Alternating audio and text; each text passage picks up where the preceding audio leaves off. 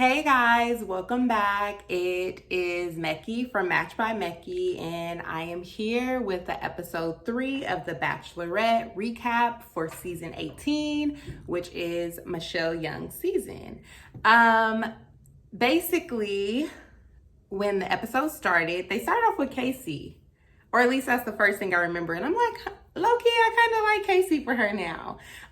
Casey, I also like Olu, which I don't know if I necessarily like Olu for her, but I'm like, oh, look at Olu. Do you guys feel that same way? And then I also like Clayton. That was the guy. I don't know if I told y'all or if I just said it on a phone conversation, but I'm like, oh, there's this other guy that I kind of like, and it's Clayton. So you guys will start hearing me talk about Casey and Clayton for Michelle soon. Anyway, quick recap of yesterday's episode. J.R. Ellis was on the group date, which he wasn't one of the suitors, but low-key I was like, aren't you single? Is he single? Do you guys know if Jay Ellis from Insecure is single? Which in that immediate second I was like, I need to see more of you on Insecure and less of you on The Bachelorette, but I guess this will do for now. As for the actual date, the group date, they did more fighting stuff or Top Gun themed stuff, but I'm really over. If any executives or producers from The Bachelor or The Bachelorette franchise are watching, I'm over these little fighting dates. What do y'all have to keep doing that for? I understand fighting for the heart, but I feel like I say this every season. Like, okay, like, are you guys waiting till someone gets a concussion? That's weird. But yeah, it was just more fighting. Another thing that I noticed, which I'm not really a fan of, and I say this every season too, is like, I feel like it's so soon to be kissing all these people. And I cringe every single time. Like, why are you kissing? But I understand trying to see if you have a connection with the person. Okay, totally fine, but there has to be another way. Peter and Will on the group date, they were fighting again. This time, I feel like maybe they were fighting about pizza. I wasn't even exactly sure, but it's just like, okay, y'all just don't get along. Michelle, at that point, I was like, just quit sending them on group dates together. Nate, poor Nate, Olu got up and walked away while Nate had to sit there and just watch Peter and Will argue back and forth. Not Nate. What's his name? It's so many guys. Will got the, MVP of the group date, and Michelle gave him a Top Gun jacket. Peter took the jacket, threw the jacket in the pool. Will cried about the jacket. Now, let me correct myself. Will wasn't really crying about the jacket. It was the principle behind tossing the jacket in the pool. You just disrespecting this man. And he's probably like, I know I can't fight you, because if I fight you, I'm gonna go home. And look, I can relate, because that's how I am. When I get angry, I cry. Like, if I can't do anything. So I'm out for a second. I was a little bit chuckling at Will, but I'm like, nah, Will, I feel you, bruh. He didn't have to do that jacket like that. And then he fished that jacket out of the pool, and there was so much water. That jacket is not a raincoat by any means. It was absorbing all the water. Who got the rose? Oh, Martin. Martin got the group date rose, the one with the little frosty tips. Reminds me of like NSYNC, Backstreet Boy type of energy. But I kind of like him. I don't know. I still think casting did a really good job with picking their guys. So next there was a one-on-one with Michelle and Rodney. They played Truth or Dare.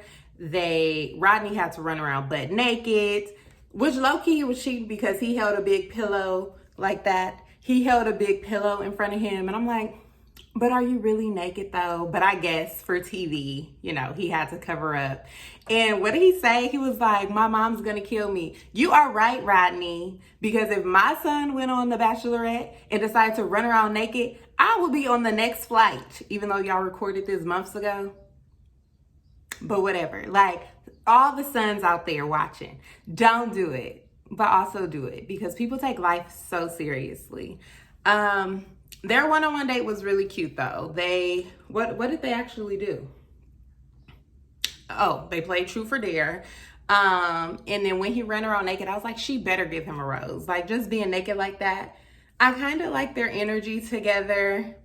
I would pair them together. They definitely seem like they could move quickly when it comes to being on the path to marriage. So he's not my front runner, but he is someone that I'm like, okay, he's actually a good catch.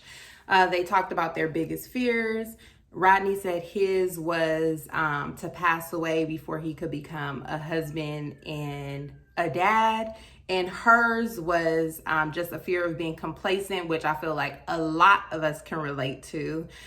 She also says she focuses on the next thing instead of enjoying the current thing, which is kind of interesting because, Michelle, you are the Bachelorette, so I need you to be living in the moment of trying to find your man.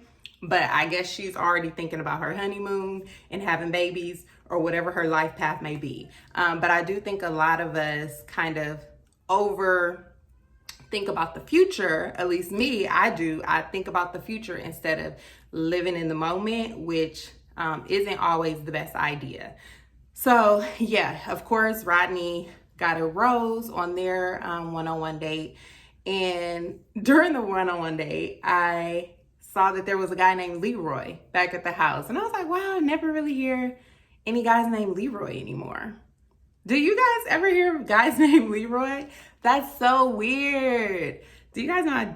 Whatever. I'd be like, squirrel, forgive me. But back to Rodney. He did say he was raised by a single mom and his dad left at 6. And I'm just like, I really wonder, like, where do the dads go? Like, dads that just get up and go. My dad, if you're watching, where do you guys be going? I'm cool with my dad now, but it's just like, where do the dads go? This is a serious question that I need the answer to. And it's like, do you guys ever come back, or do you guys just be like, whatever, my kid's out there somewhere? I'm sure there's some moms who do that too, so not really ragging on just dads, but I'm just like, where do the parents go? Like, do they forget that they helped bring this kid into whatever? Whole nother video that I should do soon, but also I'm not a family therapist, so maybe I won't. Moving right along, the second and last group date of the episode, the guy named Chris, he fan guide over, what was the guy's name? Rudy Francisco, which is a poet who I guess inspired him to do poetry and also helped him along his journey of becoming a motivational speaker, which I actually got chills watching him fan guide over Rudy Francisco. So I thought that was dope that he was able to meet one of his idols. Rudy mentioned during his poem that the average girl begins to plan her wedding at the age of 7.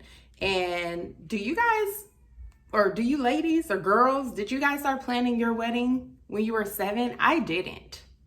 And then it makes me wonder, like, even though I'm so obsessed with love and like really love, like, was I late to that? I don't know. But I could see that. I mean, my daughter, she's gonna be 9 soon and she hasn't said anything about a wedding, but maybe it was just for like rhyming purposes, but I don't know. Let me know. What else happened? Michelle did her poem. I thought it was really great. All the guys, their task was to write poems and they all shocked me except for Jamie.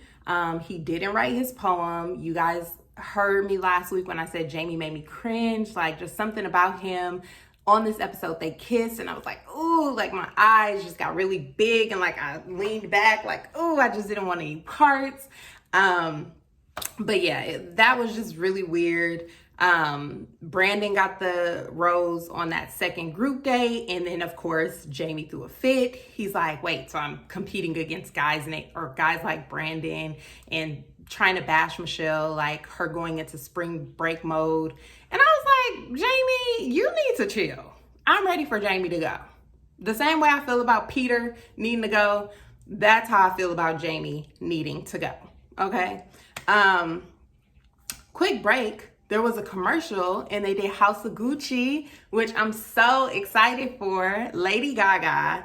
Number one, if you guys haven't seen her in concert yet, I don't know if she's like having an upcoming concert, but she's really good. She's one of the best concerts I've ever gone to. But she's also a dope ass actress. And so she's on House of Gucci, which is coming out soon. I'm not really sure when. Seems like it'll come out around Thanksgiving or Christmas. But yes, Salma Hayek, I think that was Salma Hayek. And she told Lady Gaga, I know what you want. You want everything. And I'm like, yes, me too, sis. So I had to throw in that little movie plug. But back to The Bachelorette. But yeah, basically it was a cute episode. Ultimately, Michelle told Rick that Jamie is the one who brought up the whole guys in the house are questioning your character thing. Rick brought it back to Nate and Casey, and they called Jamie out on that and basically brought it back to the entire group. And as Michelle is walking down, she sees that some shit is weird, like the energy of the room is weird. So she asks what's going on, and that's when they let her know, like, hey, it was just him, it wasn't us. And yes, thank you for that, because Michelle sent Jamie home and she also sent Peter home. So thank you, Michelle. Girl, we in alignment. So yeah, that was basically episode 3 in a nutshell. As you guys can see, I'm rocking my Love is Dope Match by Mecki tee. This is the classic. I have a new tee coming soon, guys. I'm so excited about it. And I'm also excited about episode 4. So I may or may not plug my reactions to the preview of next week's episode coming up next. But until then, you guys enjoy the rest of your week, and I will see you all next time.